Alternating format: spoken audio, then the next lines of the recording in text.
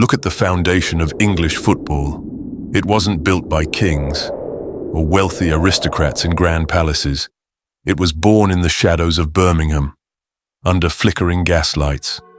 4 young men from a local chapel needed a way to survive the bitter, freezing winter. They didn't just start a team, they awakened a dynasty. Look closely at their crest. That is not an English beast. It is the fierce, rampant lion of Scotland, a symbol of absolute dominance for the true architects of the beautiful game. When you invent the league, you get to choose the crown. Look at the colors, claret and blue. It is not just a uniform, it is a royal decree, woven in heavy cotton. In the violent, mud-soaked battlefields of Victorian England, those colors struck fear into the hearts of men. They were so dominant, so breathtakingly untouchable, that other clubs across the country began to copy them, hoping, begging, that stealing their armor would somehow steal their magic. But there is only one true king of the Midlands. Every true king needs a castle, and in the heart of England, there is no fortress quite like Villa Park. Look at the architecture. It isn't glass and steel. It is glorious, intimidating Victorian red brick, a monument built to outlast empires. And at the center of that fortress stands the mighty Holte End, a towering wall of 13,000 souls. When that stand finds its voice, it is not a cheer. It is a Gregorian chant of the working class, a sacred roar that shakes the foundations of Birmingham. This is not just a stadium, it is their holy ground. A fortress like Villa Park needs more than soldiers.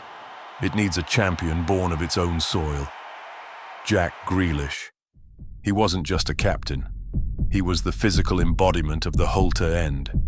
Standing on the pitch, look at the style. Socks rolled down to his ankles, shin pads barely existing, a total defiant maverick in an era of robotic athletes. He carried the hopes of an entire city on those dropped socks. He was Birmingham's own prince, the one who understood that the claret and blue wasn't just a shirt, it was a second skin. Every king has a shadow, and for the aristocrats of Villa Park, that shadow wears blue. The Second City Derby is not about trophies. It is a brutal tribal war for the soul of Birmingham. To the claret and blue, their noisy neighbors are merely an annoyance, a reminder of the dirt they rose from. When these two sides clash, the fog of the city turns toxic, because in the minds of the Villa faithful, there is only one true religion in Birmingham. The rest is just background noise. True kings do not just rule their own land, they conquer continents. In 1982, the boys from the Birmingham Shadows stood in Rotterdam and conquered Europe. They didn't buy their way to the throne. They fought for it, in claret and blue. For decades, the Scottish Lion slept, waiting in the dark. But listen closely to the Holte End today. The giant is awake. The architects of English football are ready to reclaim their empire. And when the lion finally roars, the rest of the world will tremble. A badge is never just a logo. It's a history written in blood and smoke.